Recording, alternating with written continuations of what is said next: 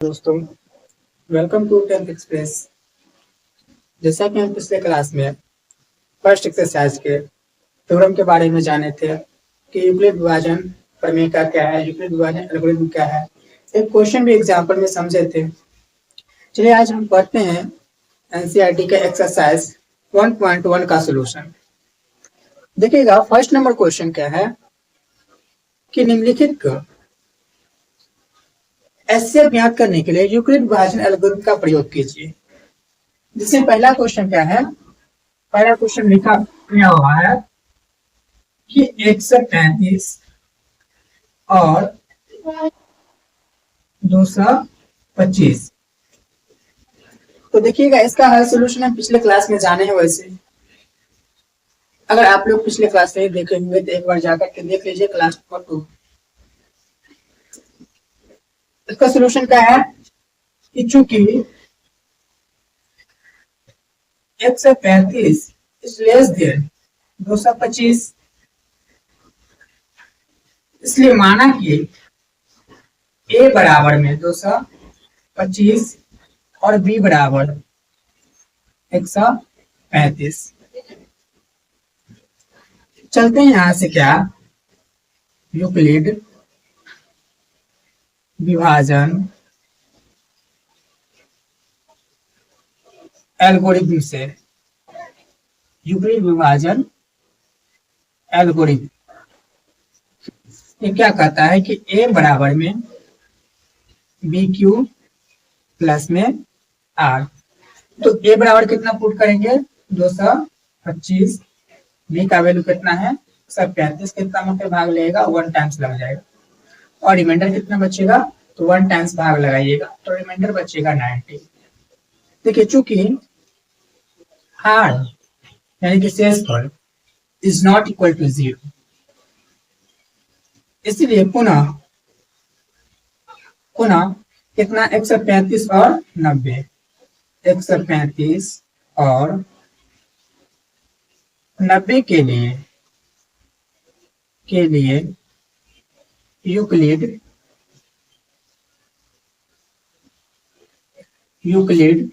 विभाजन एल्गोरिथम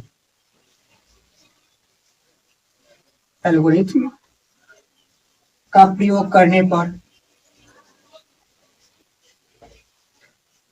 चलिए अब इसके लिए प्रयोग करते हैं तो कितना हो जाएगा, ए बराबर में 135, बड़ा वाला को ये मानते हैं, और छोटा वाला कितना हो जाएगा 90।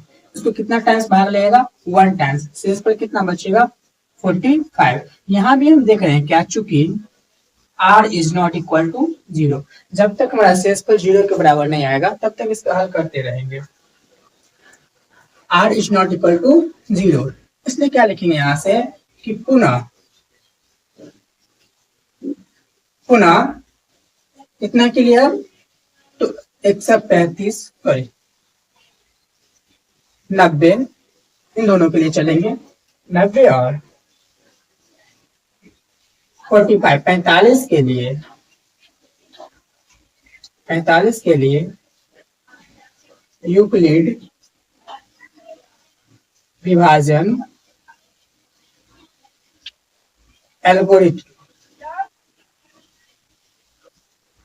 एल्गोरिथम का प्रयोग करने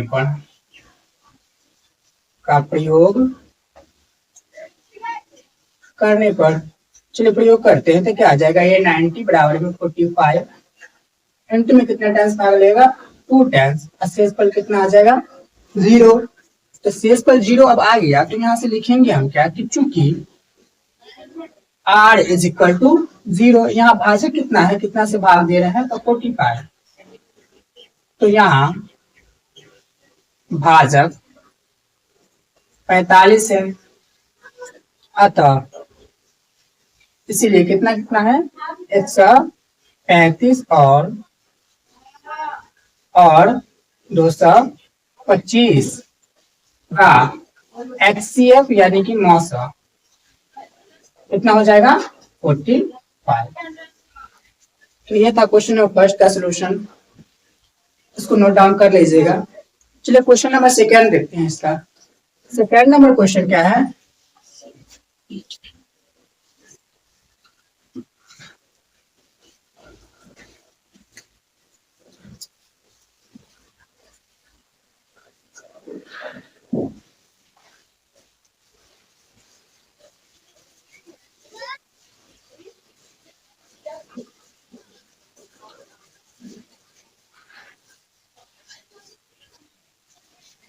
चलिए सेकेंड नंबर क्वेश्चन हम देखते हैं कितना है 196 और 38 क्वेश्चन लिखा हुआ है क्या सेकेंड नंबर क्वेश्चन 196 और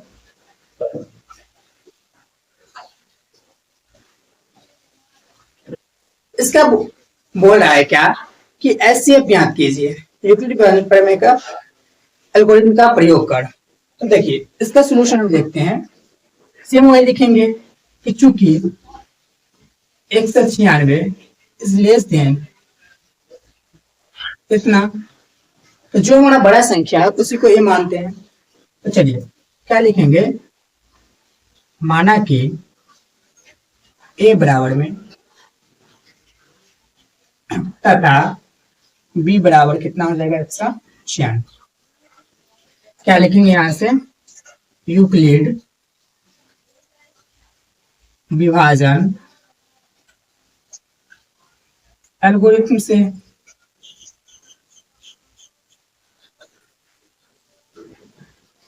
क्या हो जाएगा ए बराबर में बी क्यू और प्लस में आर। तो ए का वैल्यू कितना है और 196 कितना टाइम्स भाग लगेगा तो यहाँ से गुना करके देख लीजिए कितना टाइम्स भाग लग रहा है। जो भी होगा आगे हमारा शेषफल बचेगा शेषफल के रूप में। चलिए इसको भाग दीजिएगा तो भाग दे करके देख लेते हैं कितना टाइम्स भाग लग रहा है।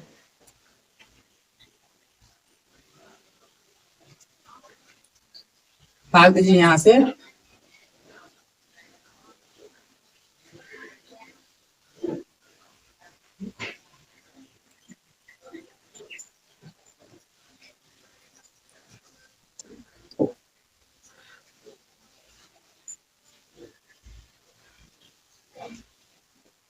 तो इसको भाग दीजिएगा 195 टाइम्स ये पूर्णतः विभाजित हो जाएगा शेषफल कितना आएगा 0। तो लिखेंगे यहां से कि चूंकि r इज इक्वल टू 0 यहाँ भाजक कितना है 196 अतः कितना है 196 और 38,220 का HCF बराबर कितना हो जाएगा 196। चलिए था second number question. Third number question हम देखते हैं क्या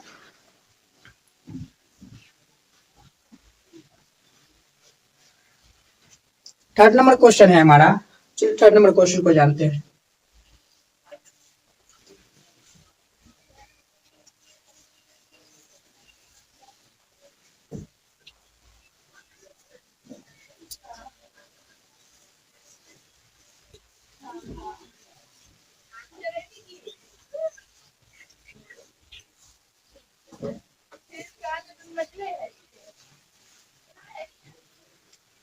देखिए थर्ड नंबर क्वेश्चन क्या है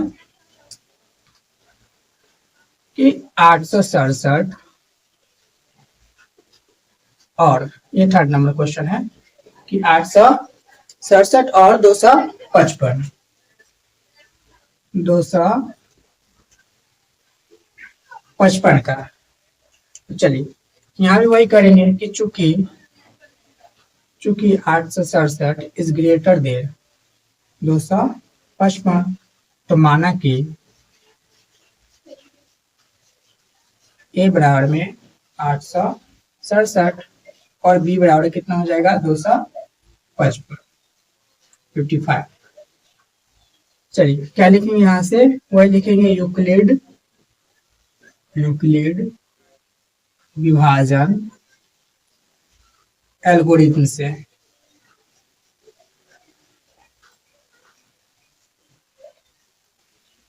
यूक्लिड विभाजन एल्गोरिथम से तो क्या हो जाएगा यहाँ से ए बराबर में बी क्यू प्लस में आर। तो ए का मान कितना दिया वहां पर 867 बराबर में बी का वैल्यू कितना है 255 गुने कितना टाइम्स लग जाएगा तो 3 टाइम्स यहाँ पर भाग लग जाएगा। 3 टाइम्स भाग लगाएंगे तो शेषफल कितना बचेगा गुना कर लेते हैं इधर आप में।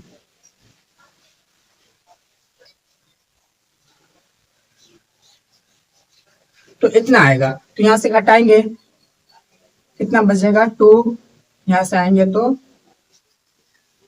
1,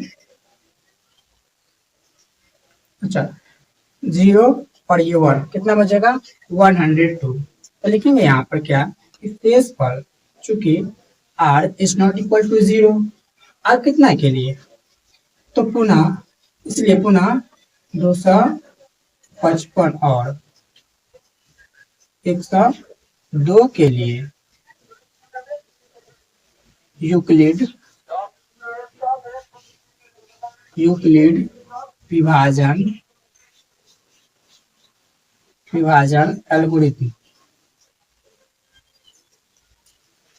एल्गोरिथम का प्रयोग करने पर चलिए करते हैं इसके लिए। तो कितना आ जाएगा 255 बराबर में 102, 2 टाइम्स भाग लग जाएगा यहाँ से, 2 प्लस में शेषफल कितना बचेगा तो 51, शेषफल आएगा 51। यहाँ भी हम देख रहे हैं क्या, चूंकि r is not equal to 0, चूंकि r is not equal to 0, तो पुनः आप किसके लिए करेंगे यहाँ से, तो पुनः किसके लिए, तो 102 और 51 51 के लिए यूक्लिड विभाजन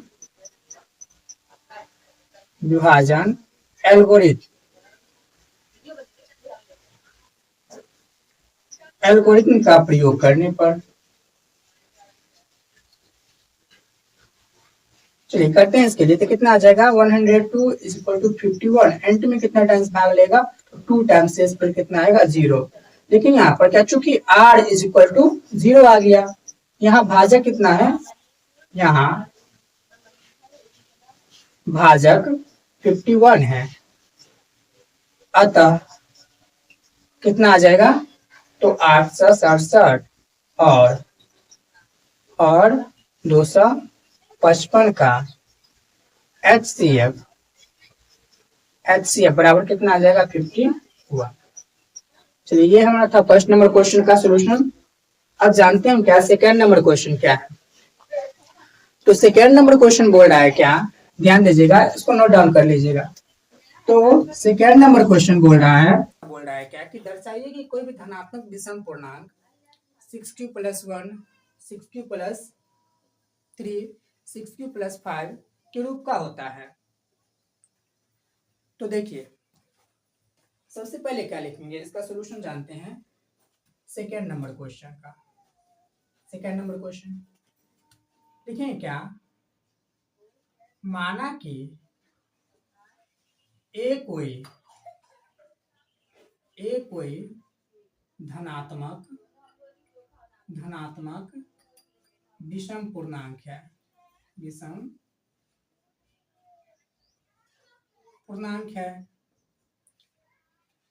माना कि ये कोई धनात्मक विषम पूर्णांक है, विषम पूर्णांक की बोल रहा है दर्शाने के लिए।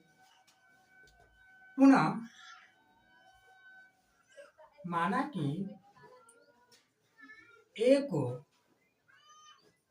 6 से विभाजित करने पर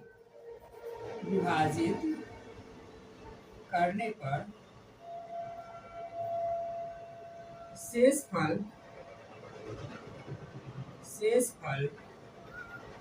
r तथा भागफल q प्राप्त होता है। तब b बराबर कितना होगा, जिससे हम भाग देते हैं वो इसी को तो b कहते हैं, तो b बराबर कितना हो जाएगा 6, b बराबर हो जाएगा 6। अब लिखेंगे यहाँ पर क्या कि यूक्लिड विभाजन प्रमेय से क्यों, क्योंकि बताए थे कि प्रमेय का एक सिद्ध किया हुआ कथन होता है। यहाँ भी हम देख रहे हैं क्या 6q + 1 एक विषम पूर्णांक है, ये भी सिद्ध किया हुआ कथन है। इसका प्रयोग अन्य कथन को सिद्ध करने में करते हैं। तो देखिए यूक्लिड विभाजन विभाजन प्रमेय का से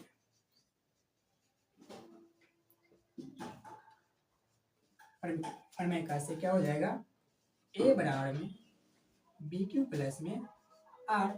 तो बी का वैल्यू कितना है, और यहाँ पर क्या होता है कि जहां आर जो हमारा होता है या तो 0 से बड़ा या 0 के बराबर, बट बी से हमेशा छोटा, जिससे भाग देते हैं उससे हमेशा छोटा होता है। तो क्या हो जाएगा 6Q अब प्लस में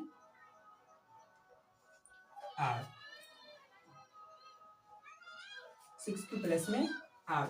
अब देखिए आर हमारा या तो बी से हमेशा छोटा होता है, लेकिन 0 के बराबर, लेकिन 0 से बड़ा होता है। तो संभावित शेषफल क्या आ जाएगा, संभावित शेषफल, संभावित शेषफल क्या हो जाएगा, या तो 0 होगा, या तो 1 होगा, 2 होगा, 3 होगा, 4 और क्या हो जाएगा 5। यही होगा क्योंकि 6 से हमेशा छोटा होगा, यानी कि बी से छोटा होगा। अब चलिए एक एक करके यहाँ से पुट करते हैं वैल्यू कि जब r बराबर 0 हो तो a बराबर कितना हो जाएगा, तब a बराबर में 6Q, क्योंकि r का वैल्यू तो 0 है। फिर लिखेंगे यहाँ पर क्या है कि जब r बराबर 1 हो तब a बराबर कितना हो जाएगा 6Q प्लस में 1। फिर जब r बराबर 2 हो तब a बराबर क्या हो जाएगा 6Q प्लस में 2। यहाँ वैल्यू पुट करते जाते हैं। अब देखिए जब r बराबर 3 हो तब a बराबर में क्या हो जाएगा 6Q प्लस में 3। जब r बराबर 4 हो तब a बराबर क्या हो जाएगा 6Q प्लस में 4। और जब r बराबर 5 हो तब a बराबर क्या हो जाएगा 6Q प्लस में 5। ठीक है। अब देखिए आगे, चूंकि a कोई धनात्मक विषम पूर्णांक है, इसीलिए 6Q plus 1, 6Q plus 3, 6Q plus 5 के रूप का हो सकता है, लेकिन 6Q या 6Q प्लस 2 या 6Q प्लस 4 के रूप का नहीं हो सकता है, क्योंकि यह एक सम पूर्णांक है, अर्थात यह 2 से विभाज्य है। इसी बात को लिखेंगे आगे कि चूंकि a कोई धनात्मक विषम पूर्णांक है,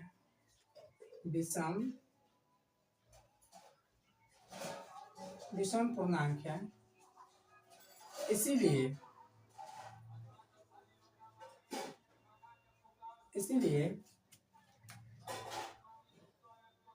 6Q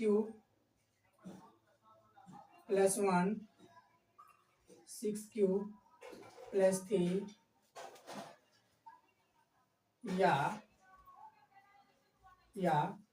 6Q प्लस में 5 के रूप का हो सकता है, लेकिन 6Q या 6Q प्लस 2 या 6Q प्लस में 5 के रूप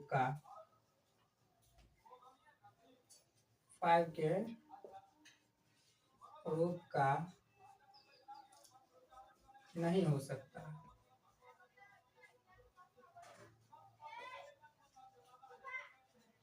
हो सकता है, कोष्ठ में लिखें यहाँ पर, क्योंकि यह 2 से विभाज्य है, अर्थात यह एक सम पूर्णांक है।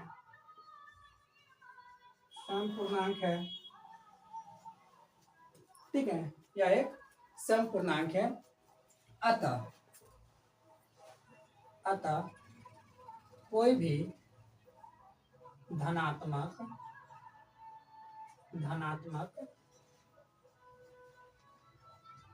विषम पूर्णांक विषम पूर्णांक 6q+1 या 6q+ में 3 या 6q+5 के रूप का होता है, जहां q कोई पूर्णांक है, q कोई पूर्णांक। तो ये था क्वेश्चन नंबर 2 का सोल्यूशन। इसको भी आप नोट डाउन कर लीजिएगा। सोल्यूशन समझ में आया होगा कि क्या कि माना कि a कोई धनात्मक विषम पूर्णांक है, पुनः माना कि a को 6 से विभाजित करने पर शेषफल r तथा भागफल q प्राप्त होता है, या भागफल q और शेषफल r प्राप्त होता है। तब b बराबर कितना हो जाएगा, जिससे हम भाग देते हैं उसको ही मानते हैं b, तो b बराबर कितना हो जाएगा 6। यूक्लिड विभाजन प्रमेय से क्या बोलता है यूक्लिड विभाजन प्रमेय कि a बराबर है bq+ में r, जहां r क्या होगा हमेशा या तो 0 के बराबर या 0 से बड़ा, लेकिन b से हमेशा छोटा होगा। तो यहाँ पर भी हो जाएगा क्या कि जहां r जो हमारा 0 से बड़ा या 0 के बराबर लेकिन 6 से छोटा होगा। ठीक है, तो 6 से छोटा होगा तो क्या क्या संभावित शेषफल बन सकता है, 0, 1, 2, 3, 4, 5। तो जब r बराबर 0 हो तो a का मान ये आएगा, जब r बराबर 1 हो तो a का मान ये आएगा, जब r बराबर 2 हो तो a बराबर ये आ जाएगा। यहाँ पर वैल्यू पुट करेंगे तो इस तरह से हम क्या देखते हैं कि चूंकि a कोई क्या है धनात्मक विषम पूर्णांक है, इसलिए 6q+1 6q+3 या 6q+5 के रूप का होता है। लेकिन 6q या 6q+2 या 6q+4 हो जाएगा, यहाँ पे 6q+4 के रूप का नहीं हो सकता है, क्योंकि यह 2 से विभाज्य अर्थात यह एक समपूर्णांक है। अतः कोई भी धनात्मक विषम पूर्णांक 6q+1 या 6q+3 या 6q+5 के रूप का होता है, जहां q क्या है, कोई पूर्णांक है। चलिए क्वेश्चन नंबर 3 का सोल्यूशन देखते हैं। क्वेश्चन नंबर 3 क्या बोल रहा है,